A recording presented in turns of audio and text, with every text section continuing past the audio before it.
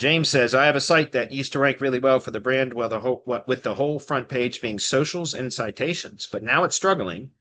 Leads have dropped off due to this. Should I add the citations again? And how can I get the brand popping off again?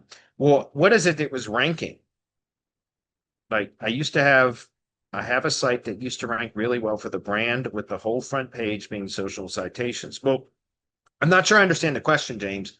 I'd love to be able to help with this question. I don't think it's about listing the citations. I mean, I don't know, because there's always weird things that occur in SEO. So you could test with that by you have access to the site and you removed a bunch of socials and citations, which I'm not really sure I understand what that means either. I'm just not really fully understanding the question, but I'm assuming you mean that you just had a bunch of social links to the social profiles and citations that were referenced on the homepage that are no longer there. Um, I don't think that that was it. I mean, maybe, who knows? Because there could be a number of things that cause it to not be ranking well anymore. That may be coincidental that you remove those and something else occurred at the same time. And so you saw a ranking drop and you're associating, um, you're assuming that that's what would cause the problem. And again, I don't know. That may very well be the problem. But without analyzing the site, I can't tell. And I don't know. I mean, I don't think removing links to social profiles and citations, if that's what you meant in your question, would cause it to drop in rankings. But maybe. And there's an easy way to test that. Go re-add them, right? If you have access to the site, add them back. The social links and the citation links. If that's what you were saying, add them back and see it.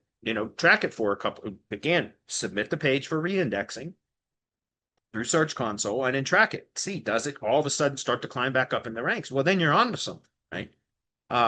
Again, my assumption is, but it's just an assumption. And in SEO, if you make an assumption, well, make an ass out of yourself. You know what I mean? You have to test everything. So what I would recommend is if you have access to it, test it.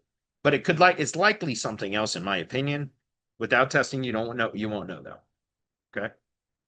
But again, if if you're saying it was ranking really well for the brand, but I don't understand that. What was it ranking for? Was it ranking for a brand search or a generic keyword search or what? Because if it's ranking for a brand, if it was ranking for a brand search and now it's no longer ranking for a brand search, it's likely that there's an algorithmic penalty, if not a manual penalty applied against the domain, right?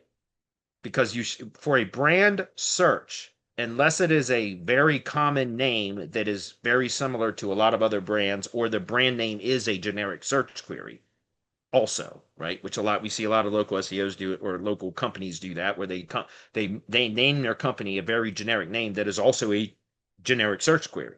And that makes it very hard to establish as an entity or as a brand for Google to distinguish it as a brand. And so what I'm saying is if you had a brand search that is no longer ranking for the brand, it's either the domain might have a penalty against it, or it's been ambiguated or polluted because it's very similar to other brand names, or a generic search query, right?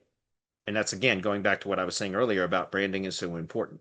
So I don't have the full details of that question, so a lot of that is all speculation because I really have no idea specifically what the problem is, what search queries you're talking about, or anything else. So I'm just trying to give you some ideas based upon the little bit of information that I have. Hopefully that was helpful.